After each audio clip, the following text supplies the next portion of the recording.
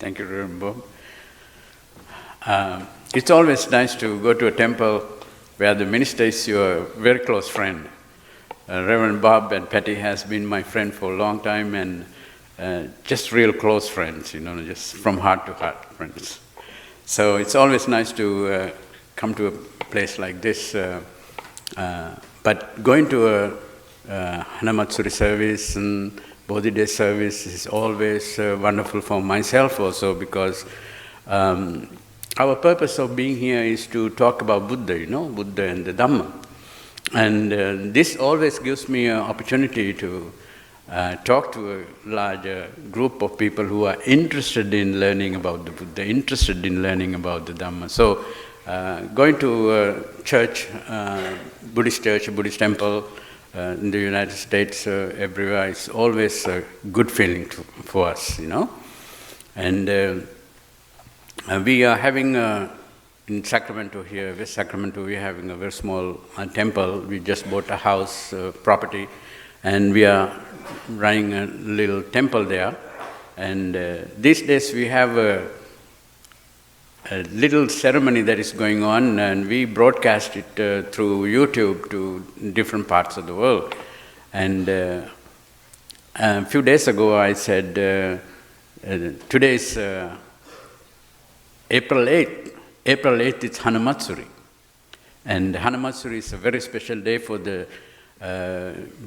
Japanese Buddhist tradition. In our culture, we don't practice Hanamatsuri on April 8th, but we do it on Vesak Day. And I mentioned that is Buddha's birthday. I'm going to Sacramento Betsuin to give a talk on the Buddha's birthday on Hanamatsuri Day. And in Minnesota, 3 years old little boy, maybe 9:30 or 10 o'clock at night, we were live on this YouTube. Buddha's birthday, Buddha's birthday. First time they heard the Buddha's birthday, that little boy. And she said, they are Buddhists, but they'd never heard the word Buddha's birthday. And then, what kind of cake does he like? What kind of cake? The mother writes to me immediately, my little son was listening to you you were talking from Sacramento, and first time they heard the word Hanamatsuri. And that was very exciting for him. I said, okay, I'm going to take some pictures of the Hanamido, and I'm going to send it to your little son. The mother grew up in Berkeley. She graduated from Berkeley and went to USA and got a PhD in neuroscience or something. And so it's very nice that I'm able to be here with you. And Reverend Bob has been our friend for a long time, and it's always Dharma friend. And Patty always, she made a special, these days we are having this 6 months long blessing ceremony. During this time we committed ourselves to be vegetarian for 6 months. And when Bob mentioned about Calvin's breakfast, and I was said, sorry Bob, I cannot take meat, I'm vegetarian. So Patty made something special vegetarian for me to take to the temple today. Thank you, Patty, wherever you are.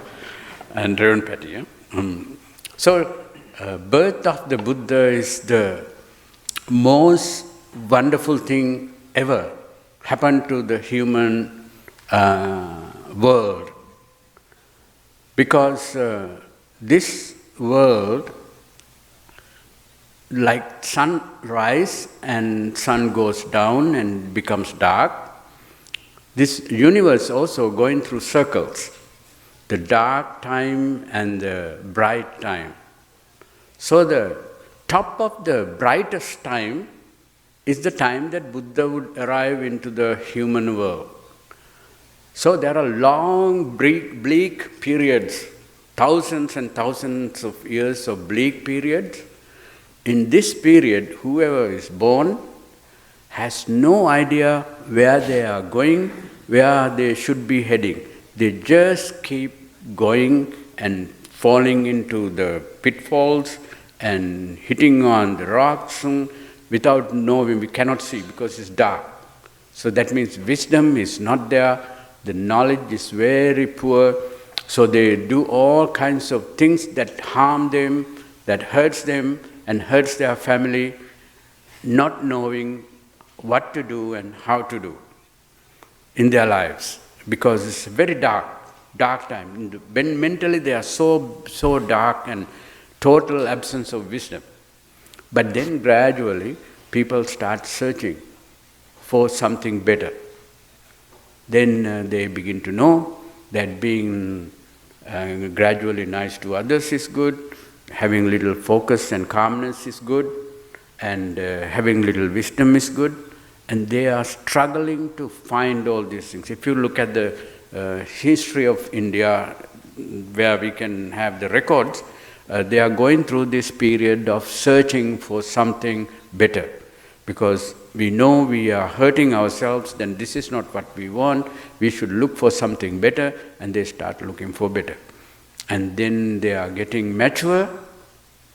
Buddha is waiting somewhere in the heaven called Tusita heaven, and he decides, okay, this is the perfect time for me to come down to the earth.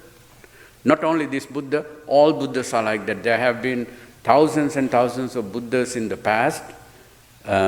In the past means in past millions and billions of years, not like every million or 2 million or 5-6 million a year, millions of years, another Buddha will arise in the world. And this Buddha was here in this eon. This eon is supposed to be a great eon, beautiful eon, because there were so many Buddhas came in this eon. That means several millions, thousands, millions years ago, there was a Buddha. Then another Buddha, then our Buddha came, and then another Buddha is coming soon, that is called Maitreya Buddha. And so it's all almost like somewhat planned, but planned by the human beings itself, because the Buddha is a person who has gone through training for millions of lifetimes to refine his virtues, meaning refine his human characters. The ultimate refinement of the Buddha is called Buddha Shakyamuni or the Amitabha or Amita Buddha, or that is, Buddha is the ultimate refinement of human qualities. But to get to that point, you have to go through the training over and over and over and thousands of years, and then he is all ready to come down. He has to finish the last little part of the training. Then he becomes Siddhartha and go to see the teachers and go through the training and become enlightened. So that is how things happen. So the arising of the Buddha in the world is completely rising of the sun in the world. So the wisdom, clarity is coming to our lives.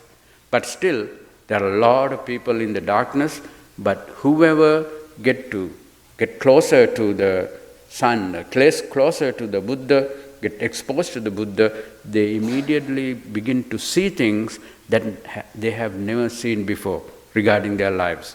So their lives become more richer and more happier, and all their actions become very accurate actions, and they become very joyful and happy, and finally we call this ultimate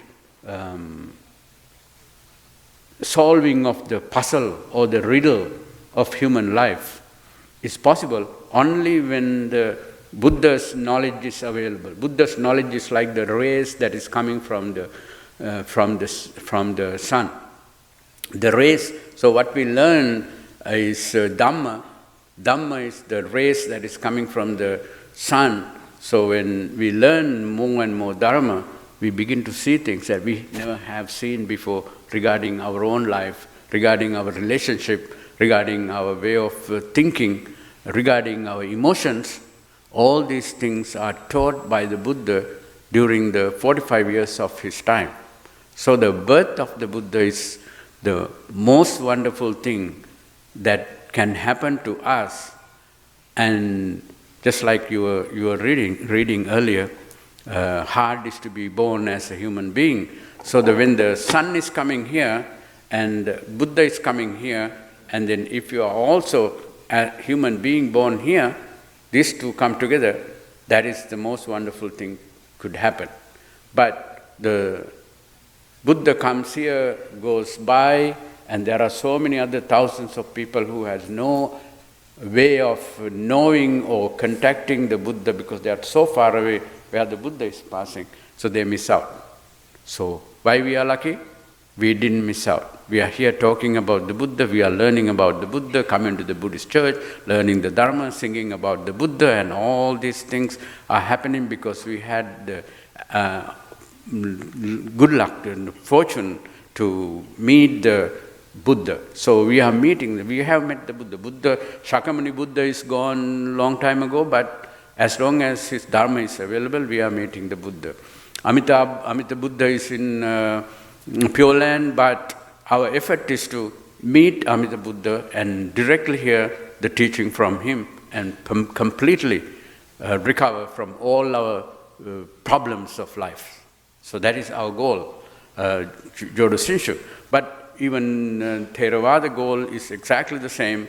Our goal is to at least become Sotapanna, means having total confidence in the Buddha. When you have total confidence in the Buddha, that is called, you call it faith, unwavering faith, right? Unchanging, unshakable faith in the Buddha means total confidence in the Buddha, because I can see what he is teaching is really, really factual, really affect my life, and I can use his knowledge and make my life much better by using that knowledge. I can see it for sure. I'm lazy to use it.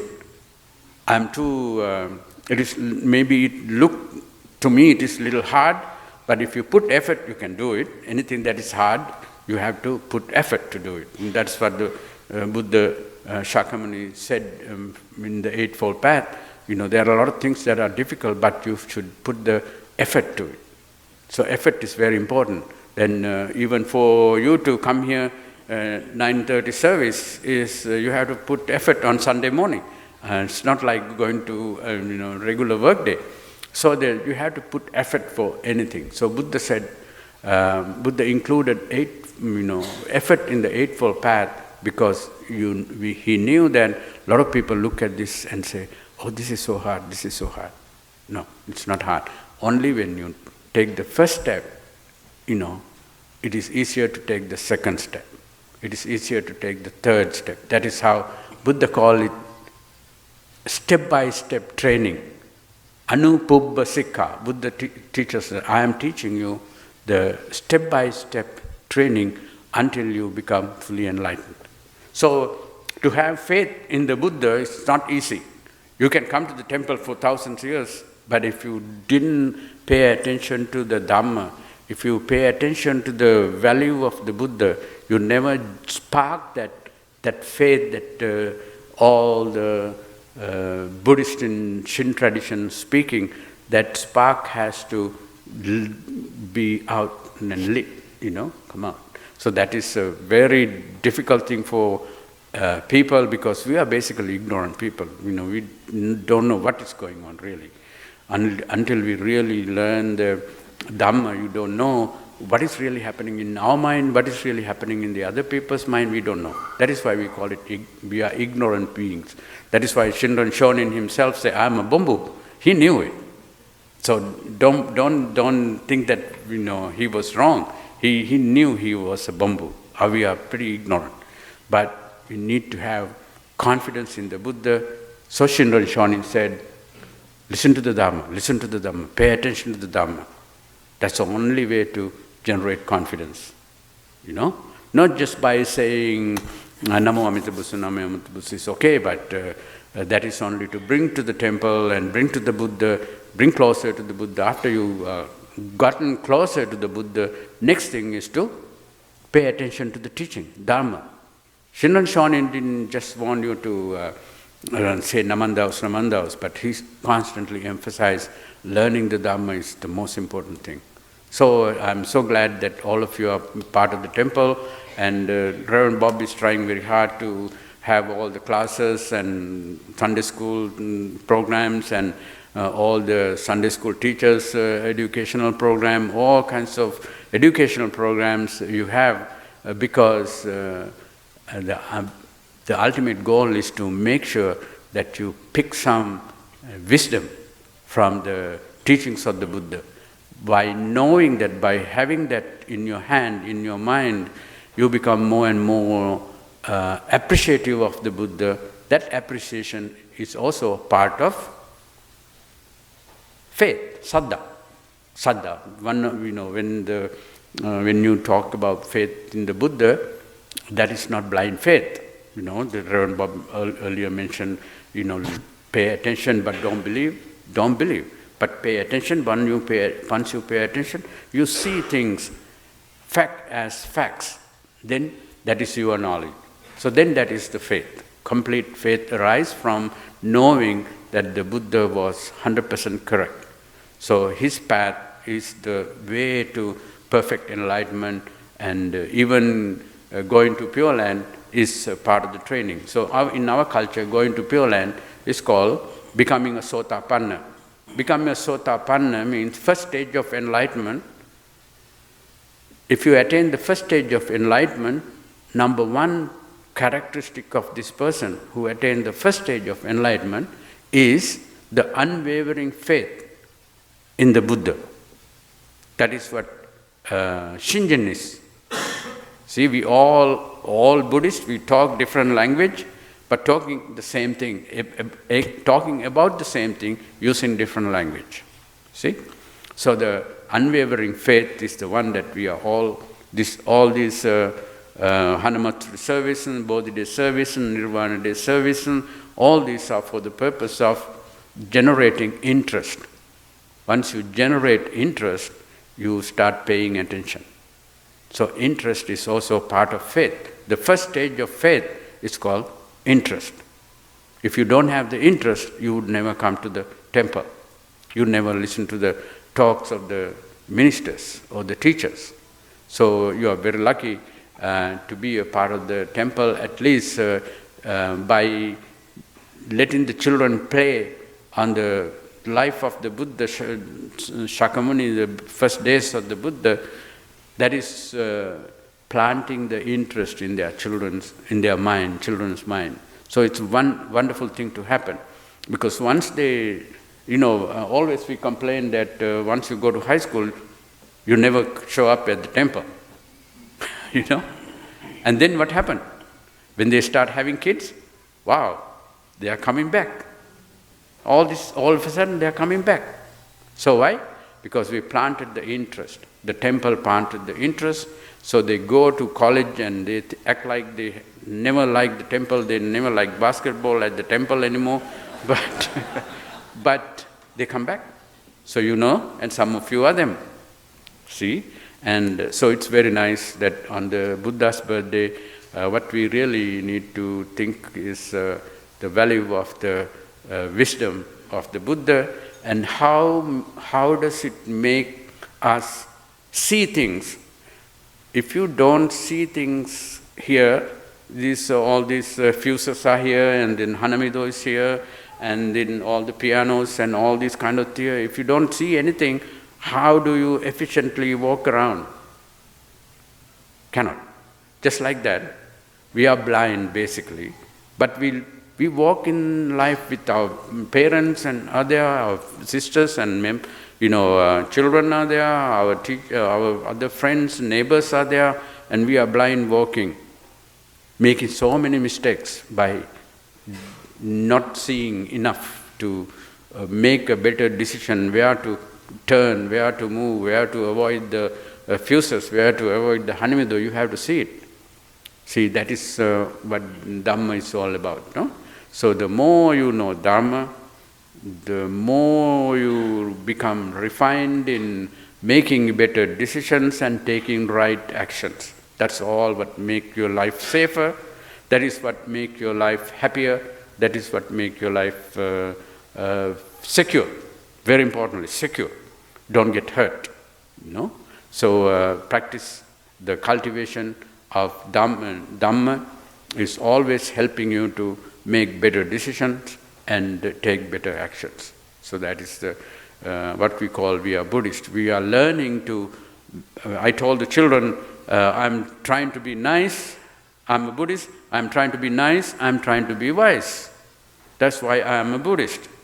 But what I'm telling you is, I'm trying to make better decisions in my life, and once you make decisions, you're always going to be a nice person, see, and that is how it happens. So when you tell your friends that you are a Buddhist, you should be the proudest person, because I am trying to be a person who is a person who never hurt anyone around me. That now you are sitting next to me, I give you the guarantee that I will never hurt you for my satisfaction. I will never hurt you for my satisfaction. What does that mean? I am a Buddhist. I am not the person who get my way by hurting someone, by putting someone down. So that is a message for today. And in Sri Lanka, the Hanamatsuri is practiced differently. Sri Lanka, Taiwan, Thailand, Cambodia, and the Theravada countries, we call it Vesak. Now we are trying to get Vesak Day is a holiday, to be a holiday on United Nations. Now United Nations is practicing Vesak in Thailand. So Vesak means Buddha's birthday and day of enlightenment and day he passed away. All these three things happen according to our calendar. Full moon of May, one full moon of day he was born. Another full moon day of the year he became enlightened. Another full moon day of the year he passed away. So all these three things happen with that auspicious night or the day where the full moon day is a big day. So therefore in Sri Lanka, every full moon day is a holiday for everyone. From Muslims, Hindus, Buddhists, for everyone, full moon day is a holiday. Sri Lanka was a Buddhist country, it's a Buddhist country. Hopefully it's going to be a Buddhist country for a while, because now a lot of invasions are coming in from all different directions, and Christians are coming in from here, Muslims are coming from here, and Hindus are struggling the other side. Some Western religions have very organized plans to convert the Sri Lanka to taking out of Buddhist thinking. This is the saddest thing to happen, because Buddhism is the most valuable thing in the human culture, because wisdom is the most valuable thing, and they are coming to destroy this wisdom. And Muslims are becoming very active in Sri Lanka now, and it's a big threat, because they are buying lands everywhere. Once the land is bought and taken away, and there are no Buddhists, all the Muslims are the people. That's their strategy last several thousand years. Indonesia was a Buddhist country, and Afghanistan was a Buddhist country, maybe Pakistan was largely a Buddhist country, and all these are now Muslim countries. So it is happening to Sri Lanka also, and slowly Thailand also. And Bangladesh was a Buddhist country, and now only few Buddhists are there. So this is happening now. So it is sad, but that is impermanence. Huh? So even the Buddha's teaching has to disappear from earth, and then everybody starts killing each other, hurting each other. They don't recognize who the mother is. They have no respect for mother. They have no respect for father. In the future time, that is going to happen to all of us. Huh? And now you can see, if you look at the news, the world news properly, and see how easily they, cut the neck of somebody and shoot a whole bunch of people and put on a line and shoot them. And it's so easy for people to do it now. And when the Dharma disappears, it's become nature, it's become the norm. That killing the mother, killing the father, killing your own son, killing all these things have become part of the norm. It's no big deal in the future. And then again, it goes to the worst, and then they start thinking, no, this is not right, we have to do something about it. We have to start thinking to be nicer and proper and follow the human guidelines. And then again, that nice things happen. But that is a cycle. And anyway, so thank you very much for coming to the Sunday, Hanamatsuri service, and it is always nice to see full service, full church. And thank you, Reverend Bob, for inviting me and giving me the opportunity to be with you all. And it's always a lot of things to talk about Dharma, because Buddha talked 45 years. And so all these valuable messages, knowledge, we have to give in 10, 15, 20 minutes, 25 minutes. It's very hard. But in Sri Lanka, Dhamma talk is basically 1 hour, no less than. So remember those days when Isse ministers were here? They keep talking until you get really tired and bored. So the same thing in Sri Lanka. So, but some monks keep talking for 3 hours. But they are willing to listen though. They are willing to listen because these monks are saying something so important, and then they can feel that, they can see the value of what these monks are saying, because they are coming with a lot of insight. They have direct experience, and when they talk with direct experience, the audience can hear it, feel it. So they know, oh wow, he's coming with so much wisdom, and that is so valuable to us. And they sit down and listen. So I was surprised to see those days, it was not like that, but these days, 3-hour talks are here and there, I can see. My teacher said their teachers were giving talks starting at 9 o'clock at night and until 6 o'clock in the morning, because people walk from their homes to the temple, long distance, and they cannot go back at night, because wild animals and snakes and all kinds of things. So they stay in the temple and keep listening to the Dhamma all night. And when the sun rises, they go back to home. Okay, thank you very much for coming, and please put your palms together. May I be happy and well. May my parents be happy and well. May all the members of my family be happy and well. May they be free from greed. May they be free from hatred. May they be free from ignorance. May I be free from greed. May I be free from hatred. May I be free from ignorance. May I always be nicer. May I always be wiser. May all beings be happy and well. May all beings be happy and well. May all beings be happy and well. Namo Amita Buddha. Namo Amita Buddha. Namo Amita Buddha. Thank you very much for listening. Sorry for taking too long.